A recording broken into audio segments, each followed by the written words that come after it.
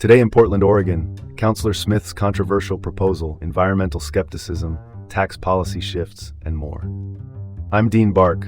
Welcome to the City Report with Dean Bark in Portland, Oregon. All right, let's dive in. First up, Portland City Councilor Loretta Smith has retracted her controversial proposal for an open carry ordinance at City Hall.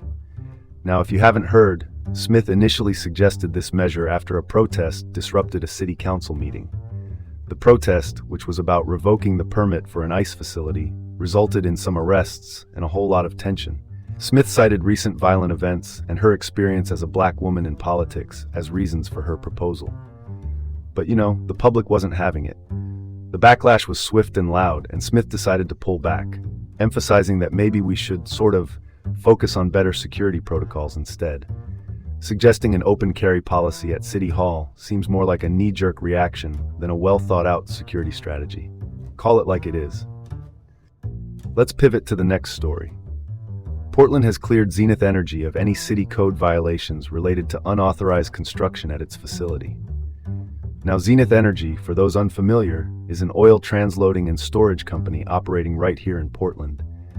The investigation, which was ordered by the City Council back in 2025, found Zenith compliant with its franchise agreement. However, there's a twist. Environmental advocates aren't too thrilled. They're skeptical, citing past infractions by Zenith and questioning the narrow scope of the investigation. The city report didn't cover Zenith's previous emissions increases and state permit violations, which raises some eyebrows about transparency. Clearing Zenith Energy without addressing past violations feels like a missed opportunity for true accountability. Moving on to our next topic. Oregon Democrats are making headlines with a bill to disconnect the state from certain federal tax provisions introduced during the Trump administration. This move is all about recovering over $300 million in revenue. Now, the bill's already passed the Senate. It targets specific tax breaks like car loan interest and small business exclusions, with an aim to redirect funds to benefit working-class Oregonians. But Republicans aren't too happy about this. They argue that the bill could make Oregon less attractive to businesses due to increased taxes. Reclaiming $300 million seems like a sensible move to bolster state finances, even if it means ruffling a few feathers. Let's keep this train moving. Portland City Council has voted to overhaul its committee structure, reducing the number of policy committees from 8 to 5. They've introduced something called a Committee of the Whole, which will allow all councilors to participate in key discussions on finance, governance, and more.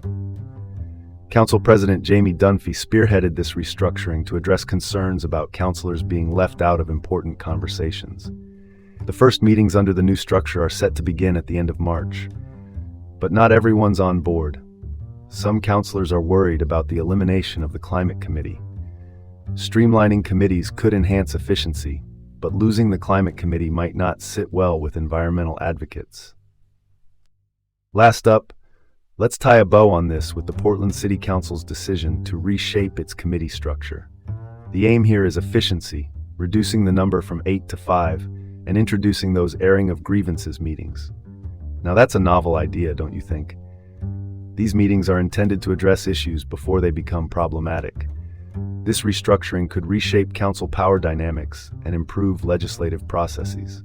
Airing grievances before they escalate sounds like a proactive approach to governance. That's all for today on the City Report with Dean Bark in Portland, Oregon. Have a great day and tune in tomorrow for more news.